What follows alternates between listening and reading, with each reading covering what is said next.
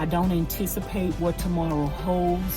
Wherever God is going to take me, whatever breakthrough he's going to break through in my life, it's going to happen with no muss and no fuss. And I'm living in this building, and I don't have an income. I don't have money. And God just started giving me the desire, a little bit by a little bit, the desire to want to surrender to him, to want to let him be in the driver's seat.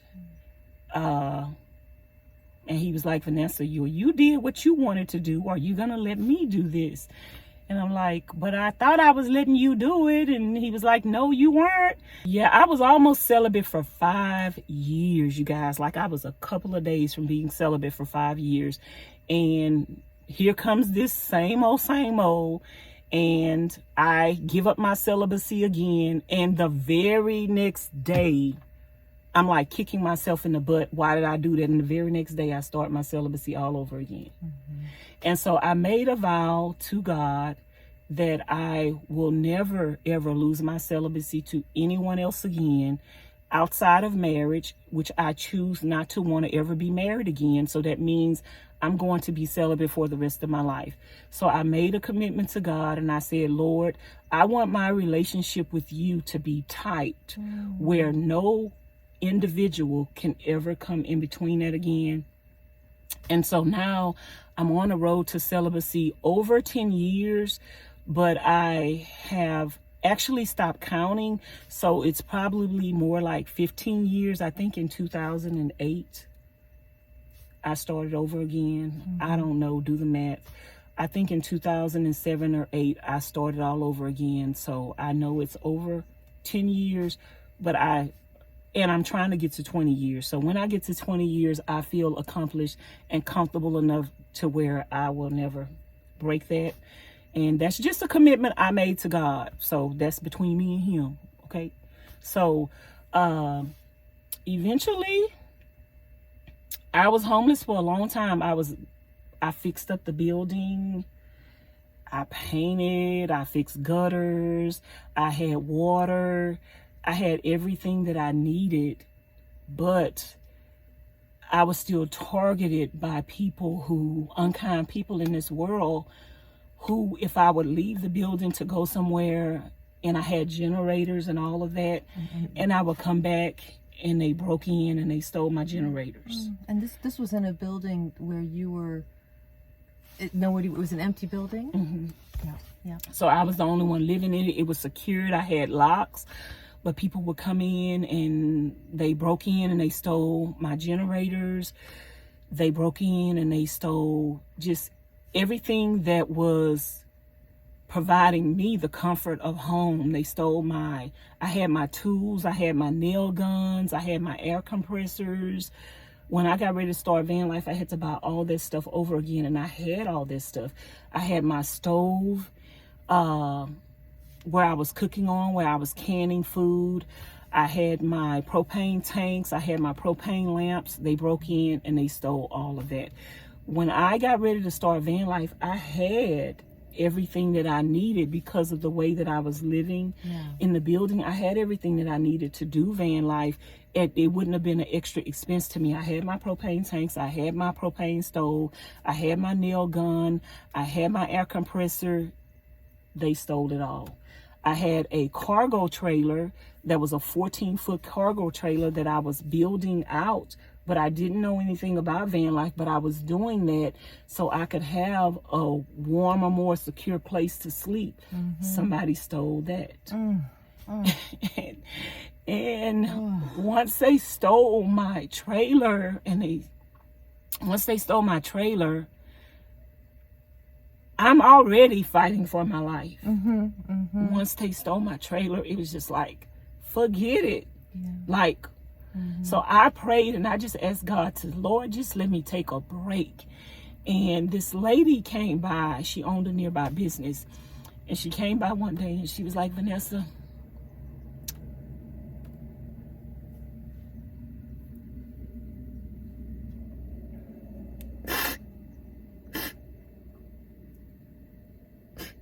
was like, you need to get out this building. And I'm going to take you somewhere. And I want you to apply for housing. And I was like, but I don't want to. And she was like, you're going to. And she took me to this place to apply for housing. They give you an application, but you have to bring the application back a certain date. And she was like, promise me you're going to bring the application back. And I was like, okay, I will. I lied. I didn't take it back, and I didn't take it back. Like, it's probably a year later, and I didn't take it back. And one day I was just in the building, and something told me to go to the place and apply. And so I went there and I applied. I sat in the parking lot. I filled out the application. I think the next day was the day that they took the application. So I went back there and I turned it in, and they were like, it's going to be 3 to 6 months. And one day I received a call and told me that they had a place for me to stay and that I had to get my lights turned on within 3 to 4 days. I haven't had lights on in my name in years. So I have nowhere to transfer lights from because I'm living in a building with no lights, no gas, and no water. And I sat in my van and I started crying. And I just asked God, I said, I need a break. I just need somewhere where I could sit down. And when I was looking up the numbers to the phone company, I had pulled up something on my phone. So after I started crying and I dried my tears, I looked down at this number and I called this number. And this particular number wasn't the light company. It was a number that has access to all the light companies. And they take your information and they tell you which light company. I thought it was a scam. And they tell you which light company will give you the better rates. And they took my information and they was like, we could have your lights on tomorrow. And I'm like, how much is it gonna cost? And they was like, and there's no deposit. Oh my goodness. So I did it. I'm living rent free. I'm going to the food pantries to get groceries, catching the bus. And I'm still praying to God and asking him for a vehicle because I don't have a vehicle. And then when my dad died and my aunt gives me $2,000, I get the vehicle. But the people in the apartments, somebody, don't know who, stole my van. And I get it back, get it fixed. Then they cut my catalytic converter. They just take it right out of your engine. And I go to start up my car and we hear this loud noise. All this is documented on YouTube, you guys. I was doing YouTube then. And so I have to drive my vehicle to this place with the loud muffler. I'm live. My subscribers see everything. And like I say, because of my subscribers, everything, you know, because of their love and their support and their compassion for me and them seeing that I'm trying, their donations helped me the whole way to what I needed to do. And so they were like, go get your van fixed, Vanessa. It's like you were reaching out with your determination and they were reaching back towards you, matching that with their support. Yes, I always say if people see you helping yourself, then God is going to provide the help that you need. Sometimes you may think that you can't. I don't look at my situation and say, I can't do this or I can't do that. I look at my situation and say, what can I do about my situation? And I just try to do what I'm capable of doing, and then God does the rest. And he shows up and shows out for me every single time. People have been coming to my channel since the interview with Tiny Home Tours and saying you're a walking testimony that I am. And I try to be a good representation of that. I'm not the musical instrument, I'm the band. So I'm not the tambourine player, the drum player, the guitar player, I'm the band. So I've got so many real life stories. None of this stuff is made up. I couldn't make it up if I wanted to. Well, and their story, there are so many people out there who are experiencing serious challenges and obstacles to, you know, to their even staying alive, and even wanting to stay alive. And so it's a really important story to be sharing. I think a lot of people are going through it alone and don't see a way out. And what you're sharing, not only with your indomitable spirit, but the nuts and bolts of how you used the help you were given, and how these miracles of people, almost like angels showing up in your life, met you and helped you to get further. So it's a really powerful story. And your catalytic converter was taken. Your subscribers know this. You're trying to get into a van. You're trying to move into a van. Yeah. Trying to build it out. Trying to move it out, build it out. It's almost like you're digging a tunnel out, and then other people keep filling it up with dirt again, but you're still getting further ahead. So what happens next? So do you mind if I turn this heat off? Oh, we please. don't want to turn into we're Frosty the Snowman, but then we gonna melt. Yeah. by the heat. Tears and melt. So I get the catalytic converter fixed, and then I tell my subscribers I'm not staying another day in this apartment complex. And they was like, Vanessa, get your stuff. Take us with you. And they was like, leave. They probably said this, y'all. I'm ad-libbing at this point. They probably was like, leave us in the car so we could watch it. I'm sure somebody said that. But y'all, I went in my apartment and I got a blanket. I had another little mattress. I got a mattress. I got blanket. I had sleeping bags, pillows. I just threw it all in the van. I'm like, I'm not sleeping in this van I'm not sleeping up there in them apartments another night. So I threw what I needed in my van, and I started sleeping in parking lots, grocery store parking lots, Home Depot parking lots, just any parking lot I could sleep in. And I started working on my van. I started putting things on my Amazon wish list that I would need for the van. During that time, another miraculous thing. Now y'all gonna be like, God didn't do this for you, Vanessa, but he did it. I don't know if he did it to y'all for me, but it happened. So I'm just telling the story, y'all. Okay. So then this world crisis happened that starts with a C. And everybody and their mama who have a social security number gets money from the government. I got a social security number. And I get the stimulus checks. Oh, what a godsend. So the stimulus checks come, and I'm using that for my van, and my subscribers are ordering things off my Amazon wish list. People I do not even know. I had 2 solar panels on my Amazon wish list. One lady ordered the 2 solar panels and added a 3rd one in. She ordered all the connections and everything. Then this one lady, I had a lithium battery on there that was $479. This one lady said God told her to order that battery for me. Then I'm just living in my van. I'm not thinking I'm going to have anything to build it out.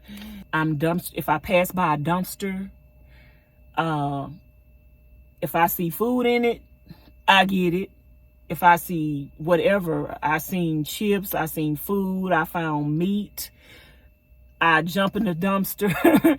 I go live on my channel. I'm live while I'm jumping in the dumpster, y'all. So this stuff is not made up. I'm live. I'm jumping in the dumpster. I get stuff out the dumpster. All the wood from my front end, I get out the dumpster. My subscribers like, ooh, that's good wood, Vanessa. They get it. Some people like, you better get out that dumpster, girl. And you know, I did what I had to do. I'm eating out of the dumpster, and I'm living in my van. I'm building out my van. I buy my tools all over again that I wouldn't have had to buy if other people wouldn't have stole it. But it all worked out.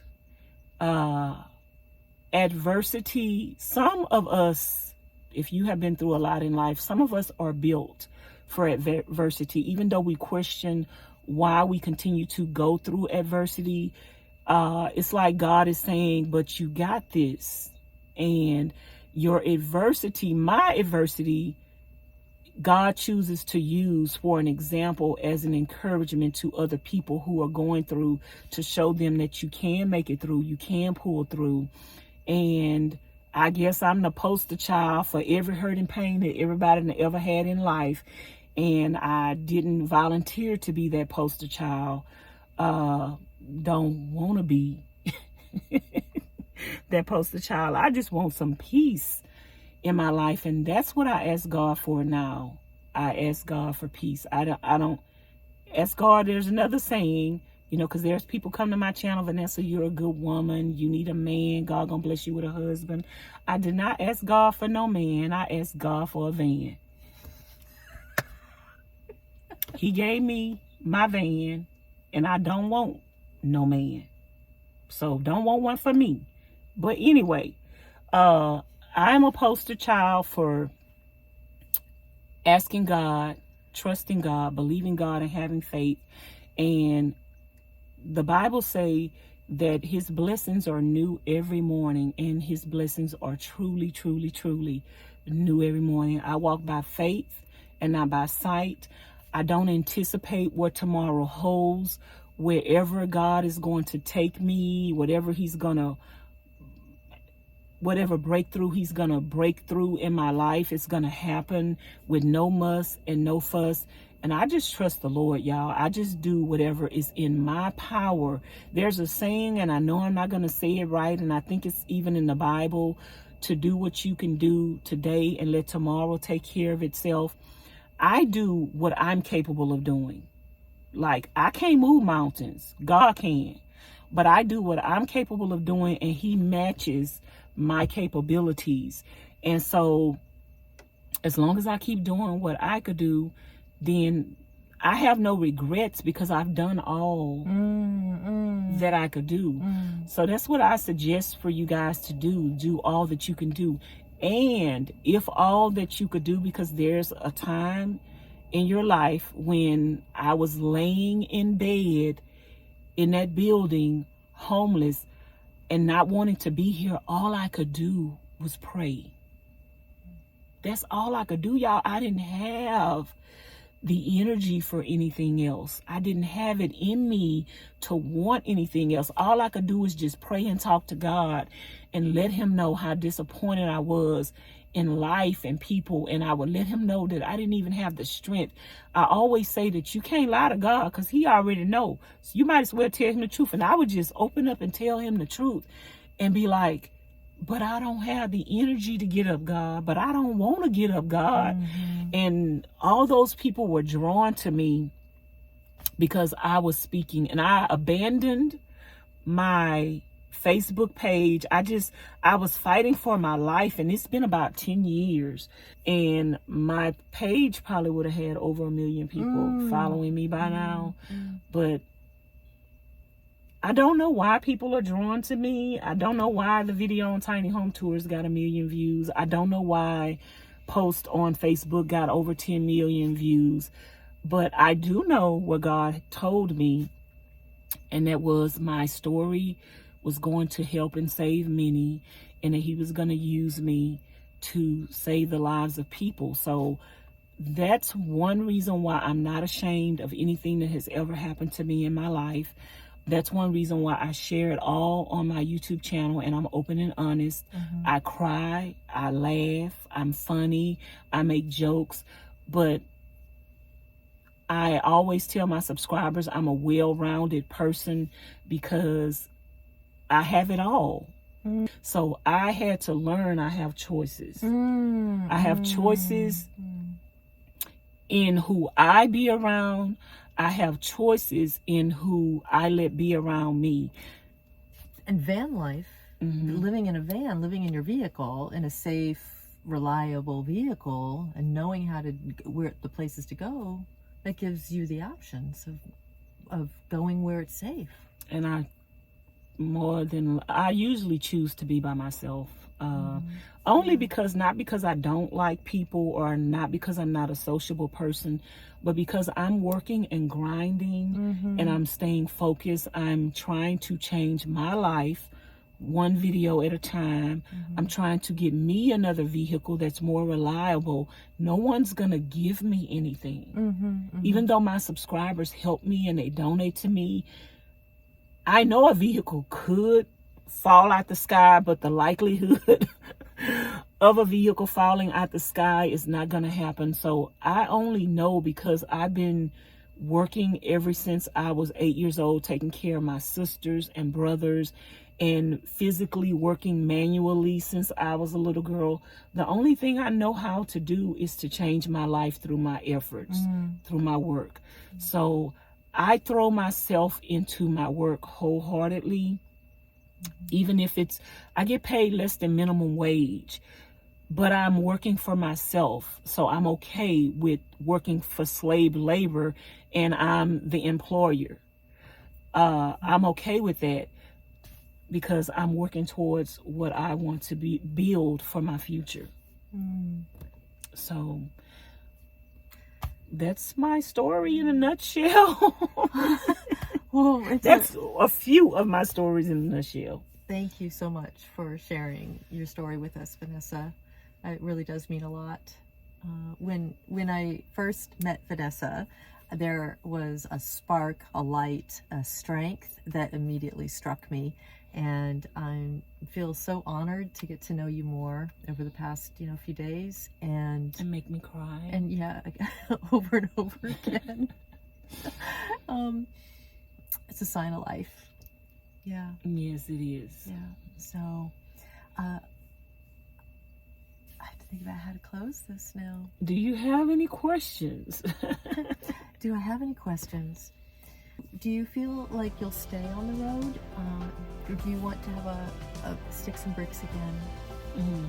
Somebody, I be reading them comments, y'all, so y'all better be good. Somebody left a comment on Tiny Home Tours and said, somebody get this woman some money so she could buy a house. And I commented and I said, if I have some money, I ain't buying no house, I'm buying another van. So, and why is that? My goal. To watch A Road Ministry is Born, the third chapter in this in-depth interview with Vanessa, click the link below.